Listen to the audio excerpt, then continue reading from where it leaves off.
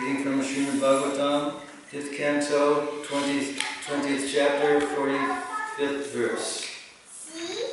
45th verse, and there's no purport, so I'll read 45 and 46. Surena hi vivyajente dishankam dyormahik vidad svargapavarga narako rasulkam siksha sarvasaha Devi Tiryan Manushyanam Sarishpa Sarvirudham Sarva Jiva Nikayanam Surya Atma Drigishvare Devatrinam Manushyanam Sarishripa Savirudam Sarva Nikayanayam Surya Atma Drigishvara Deva responsibly Deva of the demigods, the lower animals, Manushyanam, and the human beings, Sarishpa, the insects and the serpents, Savirudham, and the plants and trees, Jiva Nikayanam, of all groups of living entities, Suryaha, the sun god, Atma, the life and soul, Deep, of the eyes, Ishvara, the personality of Godhead. Translation by Srila Prabhupada. All living entities, including demigods, human beings, animals, birds, insects, reptiles, creepers, and trees, depend on the heat and light given by the sun, God, from the sun planet. Furthermore, it is because of the sun's presence that all living entities can see, and therefore he is called Drigishvara, the personality presiding over sight. Responsibly, all living entities, including demigods, human beings, animals, birds, insects, reptiles, creepers, and trees, depend upon the heat and light given by the sun god, from the sun planet. Furthermore, it is because of the sun's presence that all living entities can see.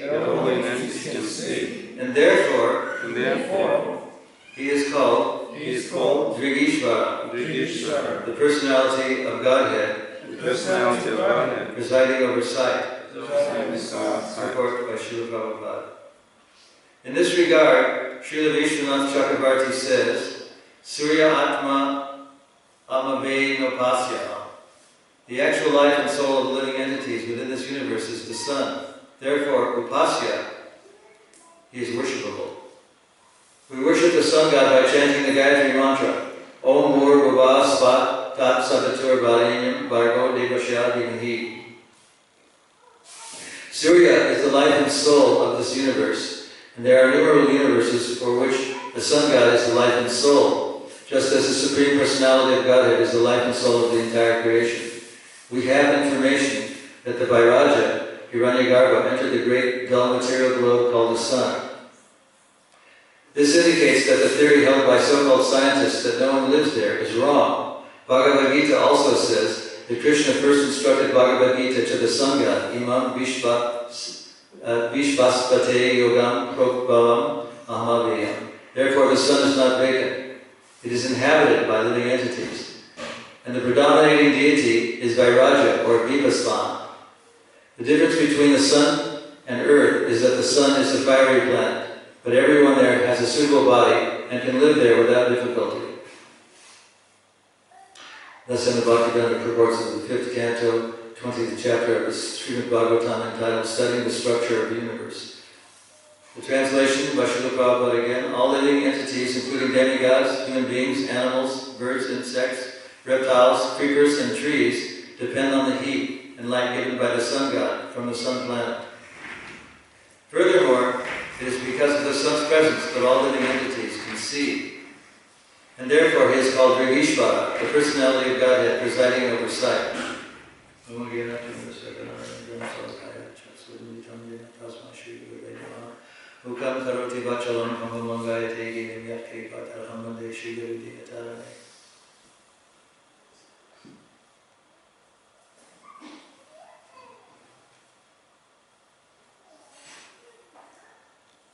The sun, according to the Vedic version, illuminates the whole universe. It's interesting that Prabhupada didn't lecture very much on these last verses of the 5th canto, because the structures of the universe is a very complex and complicated feature. He left most of these explanations to what he called the Bhaktivedanta Institute, formed mostly of people who specialized in higher mathematics and higher forms of philosophy. In several lectures, Prabhupada talked about the fact that their life exists on the sun, and in this purport he mentions that the sun is not vacant. It is inhabited by living entities, and the predominating deity is Vairaja or Vivasvan. In several lectures, Prabhupada mentioned that there is life on the sun, and in conversations it was also mentioned that there's life on the sun. Not only are conscious beings living in the sun, but their constructs are also living in the sun. He mentioned once that cars and houses are on the sun.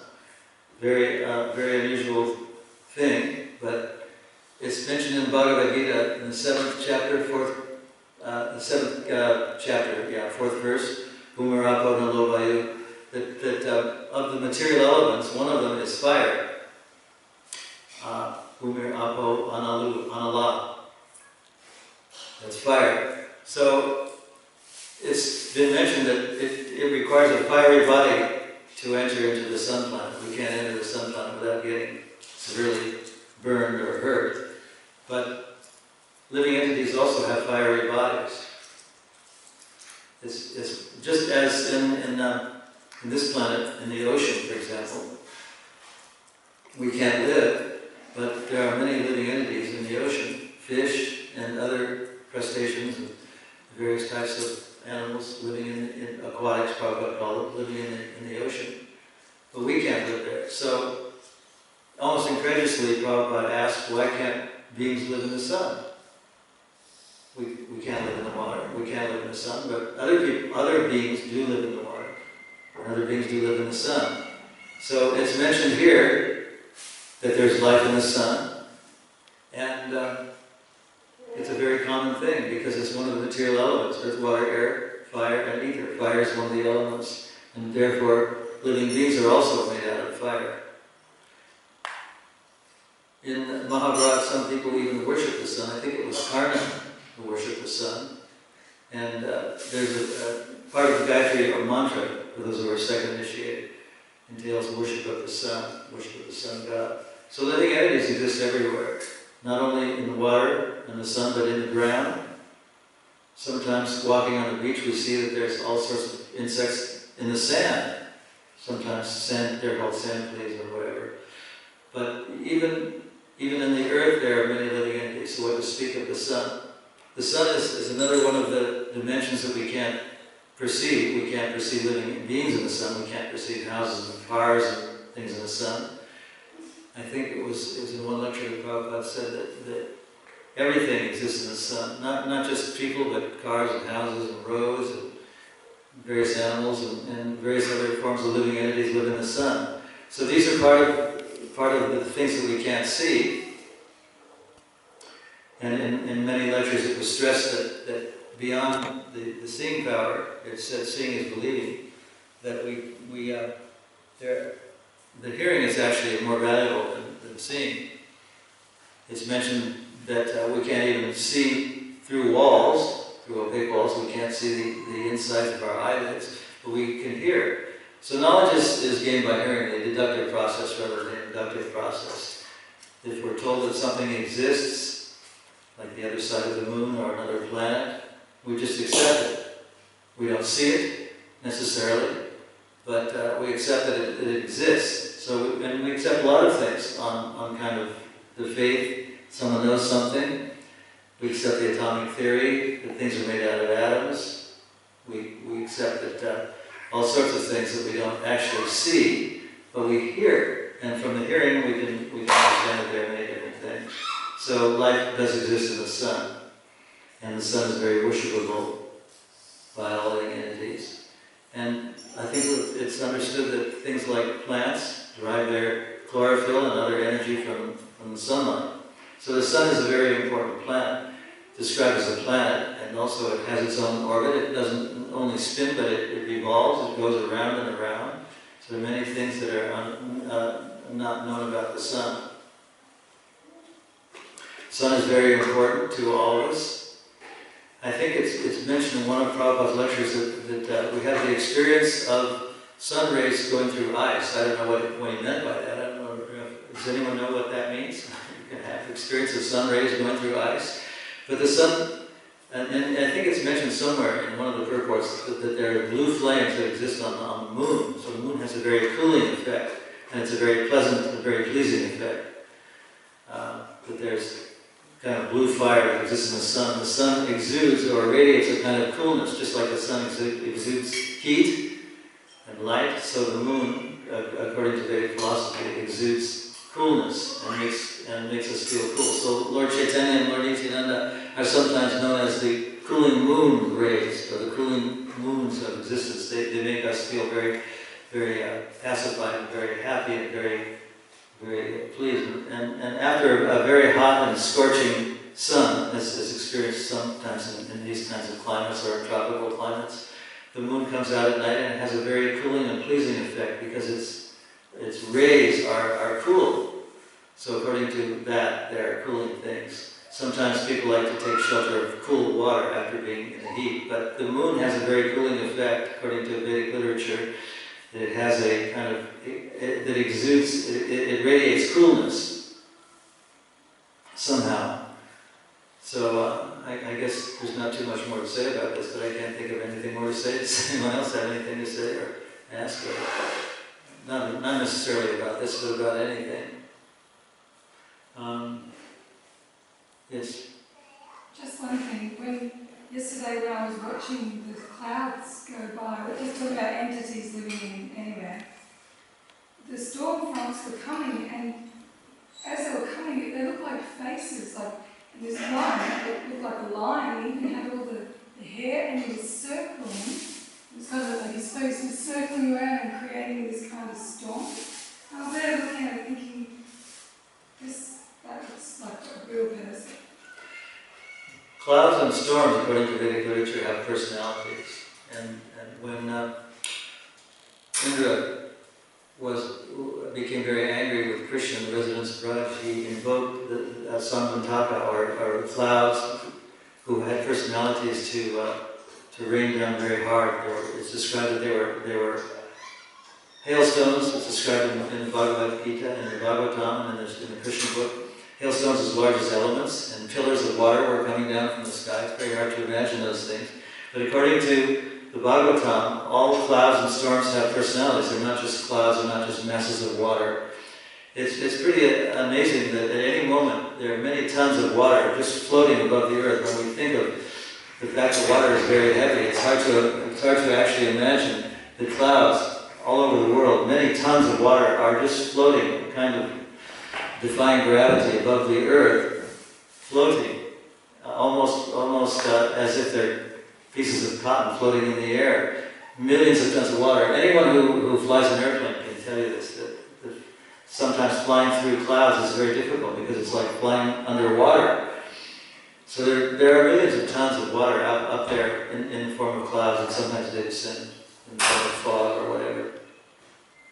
So these are some of the things that happen that we're unaware of or we can't see, but they exist according to the Bhagavatam.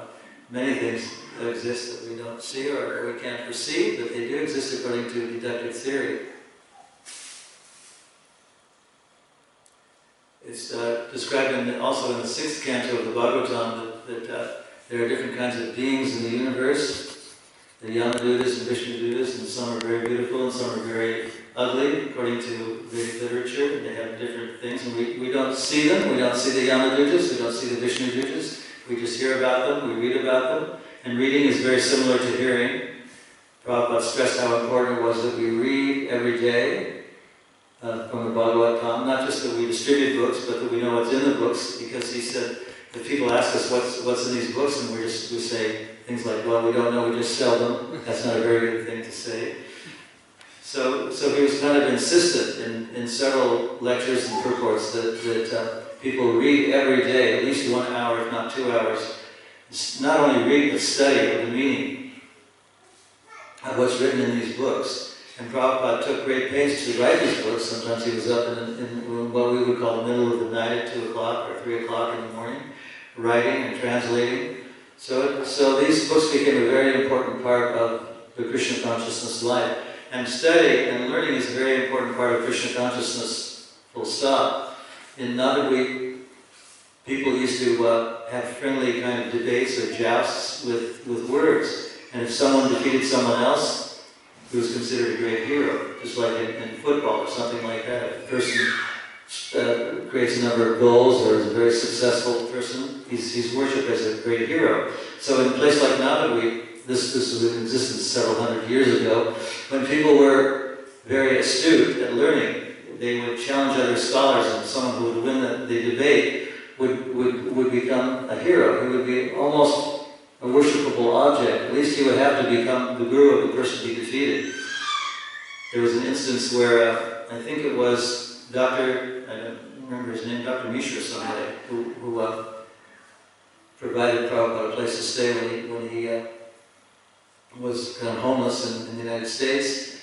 And he asked Prabhupada at one point, can God become a snake? Of course, we read this about Ananta and so on. And Prabhupada said yes, and then Dr. Mishra said, then you are my guru. So in that way, it's kind of a tradition or a custom that if someone is defeated in debate by someone, that someone becomes that person's guru or leader.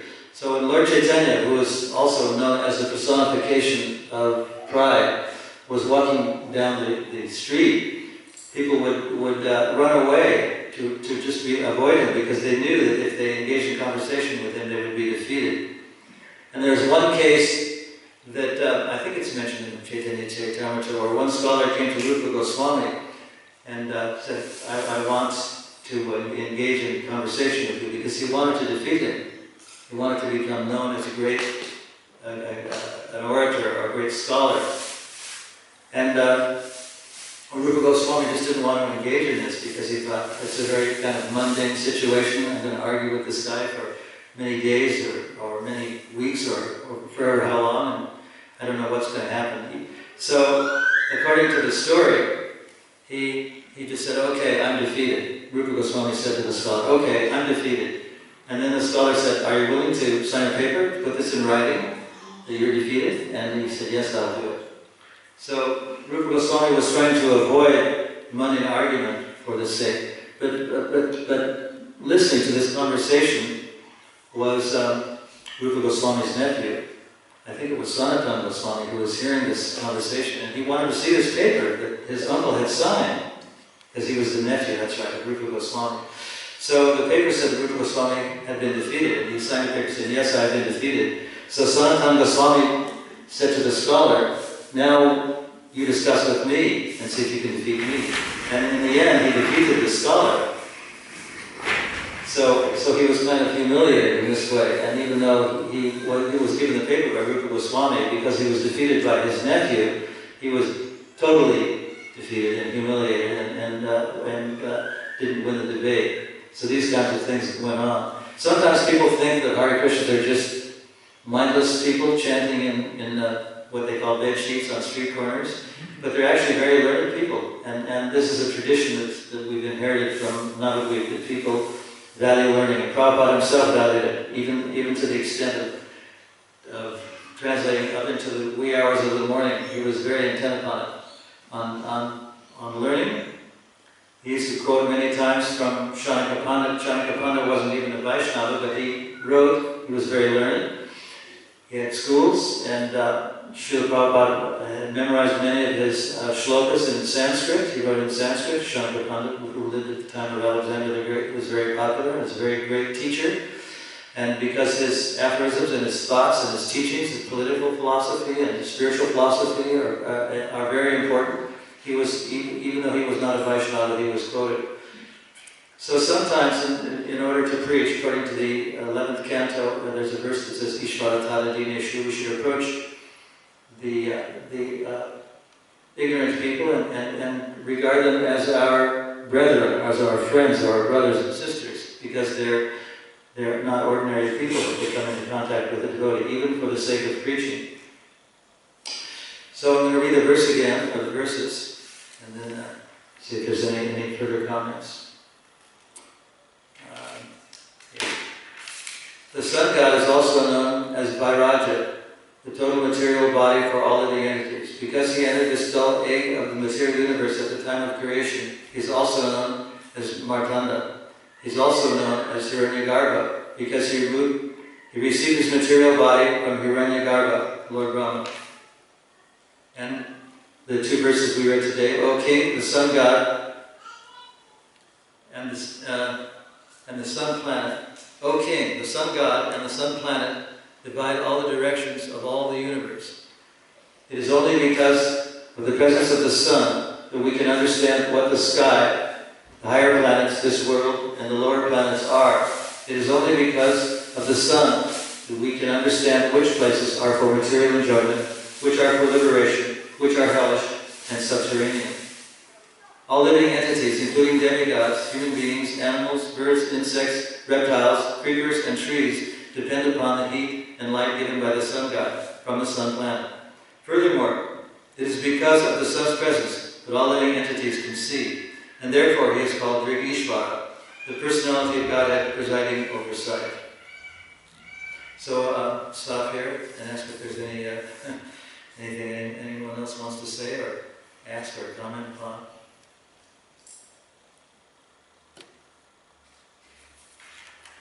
Actually, I was very relieved after reading the last chapter in this canto about the hellish planets, about how people are tortured in various ways, and seeing all the pictures of people being tortured in various ways. That just by chanting Hare Krishna at the end of life, one could be liberated, or one attained Krishna Loka, even though not completely understanding, as was the case with Arjuna, what he was saying, because he was very attached to his son.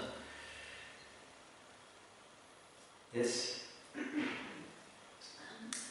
In the first verse that we read, it says, it is also only to the sun that you can understand which places are for material enjoyment, which are for liberation, which are hellish and subterranean. So, isn't the hellish planets inside the earth and they aren't illuminated by the sun? Subterranean planets? Yeah. Well, subterranean in this sense, as far as I understand it, means the lower planetary systems. They're not necessarily without sun, but there's 7 lower planetary systems, and like Atala and Sitala, and I don't know all the names of them, but there are several.